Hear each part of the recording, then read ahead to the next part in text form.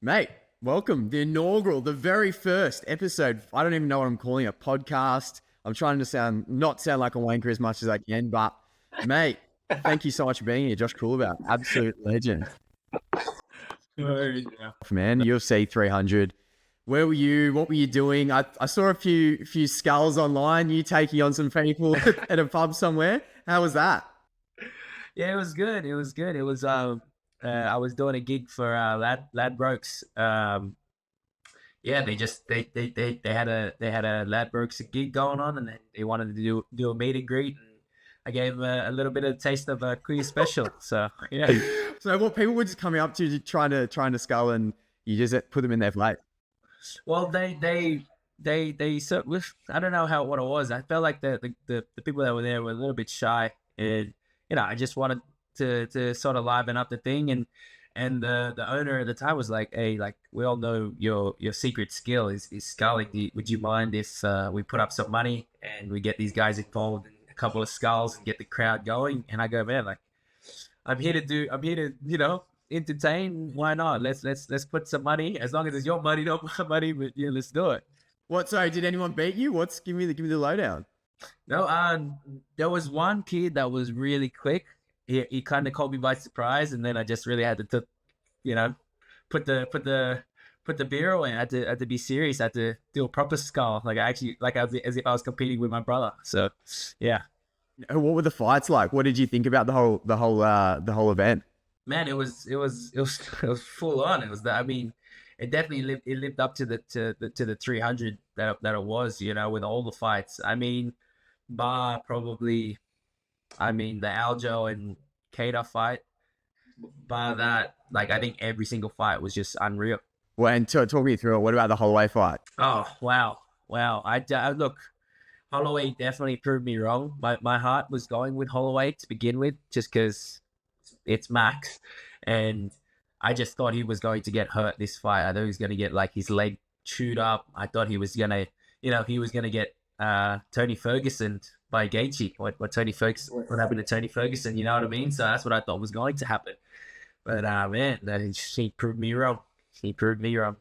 I think a lot of people thought that, right? Because that was a big thing. For me, I definitely thought that. I thought, there was a huge. I thought it was just going to get absolutely outclassed and knocked out straight away. But he proved so many people wrong, and just that last on the buzzer, knocking Gaethje out, just unbelievable. And he was up the whole fight, so it was it's like he gave Gaethje a chance to do what he just did to Gaethje. You know what I mean? So Holloway gave Gaethje a chance to do what happened.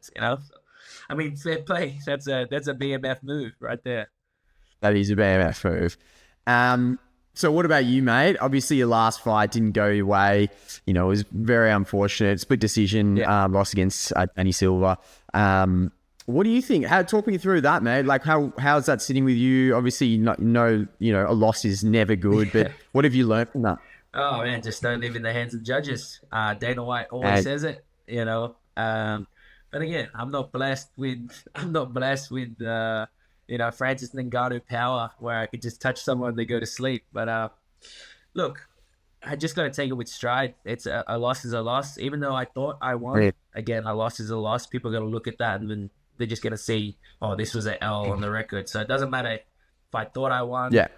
Doesn't matter if I lost by a little, by a hair. You know what I mean? It's it doesn't matter. The stat is still the stat now. So I just have to, bite the bullet and is what it is. I have to just sort of take it in stride and just Or what can I do? What else is going to change? Me complaining about it it's not going to change anything. Yeah. So where we go from here? UFC 305 Perth. I've seen you calling for it. What's it? Are you on there? What's the go? Have you got a fight lined up? Do you reckon? Or 100%. 100%. I'm gonna be on there. I'm dealing with a couple of niggling injuries at the moment. Yeah. So yeah, I'll definitely be on UFC Perth. 100%. I can't not be on there. Mate, obviously I was there in the media box watching on. That fight was honestly, out of all the fights, your fight was probably one of the loudest. It was crazy. Like, you know, when you obviously got kicked in the nuts and then, you know, you getting up and then just the way you finished, it was just amazing. Like, how does it feel? I mean, so, you know, a year and a bit since then, what's it feel like kind of looking back on that? And are you keen to get back there to kind of do the same? Yeah, of course. That moment in itself was just something that I you know, that's probably one of my proudest moments is that little, that scenario. Everything, just the way it played out, the from the shoving at the weigh-ins to all the little, you know, stuff that happened in the fight, him slapping my hand away when I went to touch gloves at the beginning of the fight, the headbutt, the spinning back kick to the nuts, and all of that, just for the moment to happen just the way it did, and just the crowd absolutely losing it, and just like, it was so loud that it was just almost like just complete deafening in there, you know. And I usually can block the noise out, but like that was just next level. And it was unreal, like something that's gonna be a part of my life forever. That's like one of the marquee moments, you know. Absolutely, man. It was awesome to see, and hopefully I'll be over there again to witness it again. I want to speak about your gorgeous little baby, mate. It's so cute, mate. How lucky are you? Little Marley, she's already on the mats. What's going on? That's awesome. Yeah, she's already crawling. She's going hard. I just wanted to grow up in that environment, you know. She already every morning she just sits there, and I like do like a little bit of like shadow boxing in front of her. She loves it. She loves it. You get a giggle out of her every single time. Oh, that's every single time. So it's the best, man. Oh, that's awesome. What's it like being a dad? Don't get me wrong, it definitely has its challenges. Sleep. I was right. Sleep is the biggest one. Yeah. But man, it's just like, there's no real words to really explain it. It's just a mini you, and it's just the best, man. Honestly, it's like, look, it's challenging, but it has its own rewards. And now being a dad, it's like, it's one of those things that you just have to experience it yourself. There's no other way around it. Like, once you experience it yourself, you'll understand what all the dads are talking about. Yeah, man. I wanted to also speak about your Filipino heritage, and you're pretty big over there, man. Like, I've been looking at a few like news sites and stuff, and I've been sussing out, just seeing all these like articles pop up. Oh God, he's huge over there. Like, do you get a lot of love from over there, and do people reach out from you over there and say, you know, we're really kind of rooting for you to make it? Of course. It's nice that I get all that sort of media attention over there as well, and just I feel like my name's spreading throughout the Philippines, and just it's just nice to represent the country that my parents came from, you know. I actually was as much as I'm trying to get better with my Tagalog, which is the Filipino tongue, Filipino language. I'm trying to do that, just not only so I can teach Marley how to speak Tagalog, but also so I can like connect to the fans over in the Philippines a bit better. I feel like that's probably one of the only things lacking, you know. Is like, it's weird, I can completely understand someone when they speak to me in Tagalog, but it's hard for me to respond and reply back, like, because I don't know what it is. I just my tongue is just not right for it, you know. Yeah, it'd be hard. I mean, if you're not kind of like speaking it every day, like, it'd be super difficult. But it's weird because like I grew up in a household where I'm always spoken to in that, but I always replied in English. So that's probably the reason why. Do you ever go back there?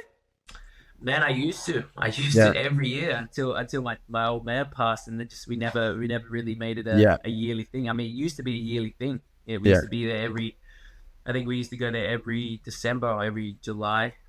We'd always go some mid-year or end of the year. So but ever since my dad passed away, we just really haven't done it yearly. It's been like, you know, we'd go our own little trips here and there, but we'd never go as a family and all together. Well, okay, I wanted to lighten the mood a little bit. Who's on your skull hit list? We were talking about it before, about, you know, you sculling and you know, getting your sculling off against fans and stuff like that. What fighters in the UFC are on your skull hit list? Man, to be honest, it's it's basically all the. I really just want to versus all the Aussies, because I feel like all the Americans, I don't feel like they have that same culture that we do. Yeah. You know what I mean? That drinking type culture where it's like, you know, your party trick is being able to scull beers. Like, you know what I mean? I don't feel the Americans or any, maybe some Europeans could, but I think just all the Aussies, and I feel like I've pretty much ticked off all the Aussies bar Pedro. I haven't sculled against Pedro. Yeah. Maybe Ursi. Me and Ursi could have a Oh, skull. there we go. I He don't could know. be a champions moon, so I don't know how well he sculls. Jimmy, I need a rematch with Jimmy Crute. He actually has one up on me. He actually has one up. Actually, no, we're drawed. We're drawed. He has one on me. I have one on him. Probably to some of the New Zealanders. Let's go Izzy. Let's go Carlos Ulberg. I mean, the Tuffer brothers actually versed Junior Tuffer, beat Junior. Then did you beat Junior? Basically, what's that? Sorry. Did you beat Junior? Yeah, I beat Junior. So we were doing a gig at somewhere near Sydney Olympic Park when they had the UFC Sydney last year. Yeah. And we're doing a gig there, and Justin Gaethje was there, and Junior, Aljamain, they're all there, just like doing their thing over there, and Justin Gaethje was sitting there by himself, so I came up to it, I was like, bro, you having a beer? And he's like, yeah, we'll have a beer together. And then I just like explained to him, we had a beer, we started talking, and then I said to him, look, so we have this thing here about sculling, and he goes, yeah, that sounds pretty good. Like, don't underestimate us Americans. We know how to drink too, blah, blah, blah. And then, we ended up buying beers, and then Junior was with us as well. So I was like, hey, Junior, come jump on in on this. And we're like, sweet. And then we're like, all right, then let's go. I just told him the whole rules of like, oh yeah, once you scull, put it over your head to make sure it's empty, so you don't pour the whole beer all over your head. Yeah. And then that's it. Yeah. And then I end up beating Justin, Junior. Yeah. Like there's a few guys that I still need to beat. But yeah, every single one of them. All the Aussies, all the New Zealanders, let's go. Poor Justin. He wouldn't have known what he was getting into, would he? Nah, he had no clue. Oh, bro, that's so good. One thing I just wanted to quickly chat with you before I let you go, mate. What do you think? What's something that you kind of want to speak about that's not spoken about in MMA or UFC in general? Do you think, is there any kind of topics out there that not many people touch on that you kind of want to...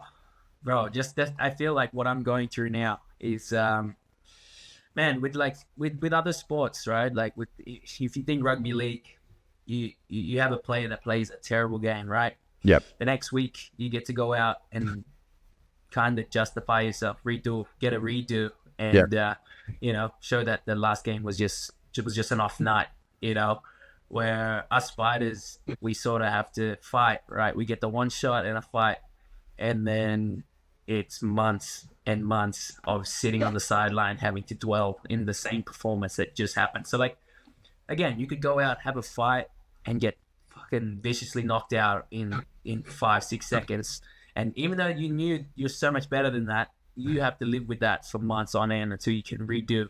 And then even when you get to redo and get to fight someone else and get to show that what you're capable of doing, people are still gonna put you in that scenario, you know what I mean? Of that's you. You're just a guy that, like, think about Jose Aldo, right? He's one of the best featherweights ever. Yeah. And then for him to get knocked out by Conor McGregor, everyone, even to this day, even though how successful he is now, people still say to him like, oh, 13 seconds. Yeah, like, yeah. That's the thing. It's stuck with him now. You know what I mean? So it's like, I feel like that's something as us fighters, I feel that's something that we have to deal with is obviously going out there. We only get one shot, and then we get labeled, or like that thing sticks with us for months on end, and we just, again, like you asked me, it's obviously sucks to be in the loser column, but I just have to sit with it and just be able to use it as motivation for the next one. So yeah, I feel what do like you that's think? something. Is that kind of a? Do you think fans should understand that more? Because I mean, obviously you got a lot of keyboard warriors that kind of go out there. Or do you wish it was more fans understood? Like, this is so hard. Like, obviously it's a really difficult game, and do you wish that people kind of sided a little bit more, or is that just the nature of the beast? I think a bit of both. I feel like if everyone could do this sport, they would do it. You know what I mean? But not everyone can do this sport. So that's why I don't take too much grain of all the stuff on the internet. But at the same time, just for yourself, like mentally, you know what I mean? Like, And I'm a person that doesn't like winning, but I just honestly hate losing. Like Yeah. that's the biggest thing for me is I'm so competitive. Like I don't mind if I don't win, but I just don't want to lose like that. Yeah. I don't mind not winning, but I don't want to lose. Like that's a thing with me too. It's just so.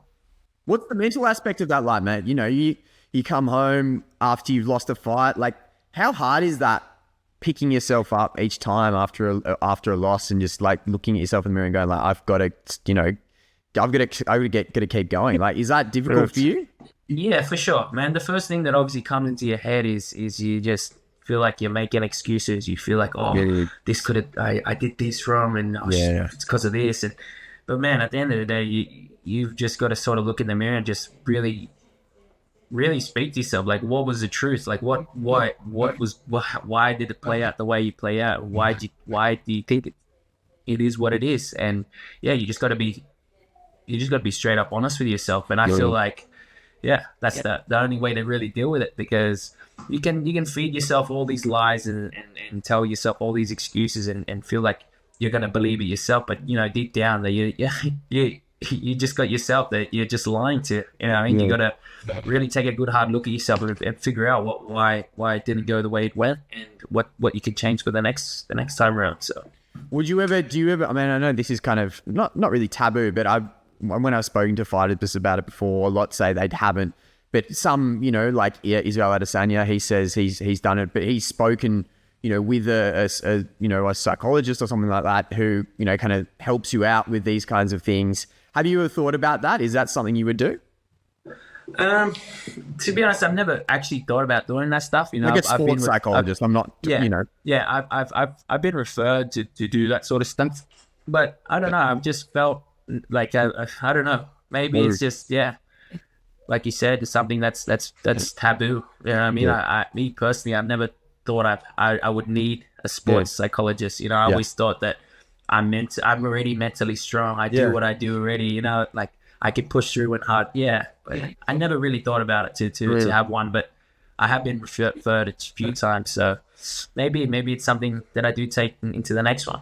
For sure. I mean, because I saw Israel Adesanya like saying how much it benefited him, and you know, when he was kind of struggling, and you know, there was one of the first things he did, and he said it was like a massive help. Yeah. So I guess maybe, hopefully, you know, if it's meant to be, and you want to go and do something like that, that'd be awesome, I think. But yeah, mate. And that's definitely something that I'm interested in looking into, just to, you know, to see what effects it has on me, because it could be some mental block or something, you know, maybe, I don't know. Yeah. It's hard, isn't it? I mean, this is actually a really interesting topic, because like not many people do talk about this side of things, like in terms of, you know, because you are right in what you're saying is like people, you know, you kind of tough through it and you're like, oh, I don't really need that. Like, even if you don't feel like you're, you know, depressed or whatever it may be. Yeah. It is really interesting that, like, you know, how you said it might be some kind of like mental block or something like that. Yeah. Maybe even like just a minor change. It'd be cool, man. It'd be cool to see. Oh, well, hopefully in the future you get to see something like that. That'd be awesome, man. Yeah, well, like I feel with these last few fights, the last two fights that I've had that had ended up being losses, I felt, I don't know, I felt like I was almost dreading going to the gym. Like I was like forced myself to go to the gym, where some of these other performances, even though I felt like I was injured, and I was either going into the fight injured or undertrained, you know, my mental space was really good, and I felt like that could be a massive part of just even being in the moment of it all. Like you could be physically fit. I feel you could have the best weight cut, but if your presence, like your mental, you're not present in the moment, I feel like everything just falls to shit if your mental space isn't there. Like I know for a fact when I fought in London, it was like, man, my head was somewhere else. I just wanted to be home. You know, I just wanted my baby to come out already at that stage. So it was like, but I wasn't there. And I'm not making excuses on no, of course not, any of those. No, I don't think anyone would think you're making excuses. It's just like a relevant, you know, this is the interesting part about it. You know, I don't think anyone would think you're making excuses. Yeah, the mental side is definitely growing up now, like throughout the career and fighting as much as I have now. I definitely do see how big of an impact the mental side of things are. You know, Yeah. and I used to always just, obviously growing up tough, I'm a tough kid, blah, Yeah, blah, blah, I yeah. can tough it out, you know. Yeah. But definitely, yeah, I do see how big the mental side of things is. For sure, man. Well, mate, thank you so much for joining me today. Appreciate it, bro. Absolutely stoked. How good was this? Getting to chat to an old friend from my very first Combat Central interview, mate. Thank you so much for today. No worries. I cannot wait to see you fight next. Hopefully it's UFC Perth. That would be so sick. I'd be so stoked for that. We'll get on that. We'll get on Yeah, that. man. Yeah, absolutely. Well, mate, thank you so much today. I really appreciate it. Absolute good, legend. Eric. I'll catch you later. See you later, brother. Thank you.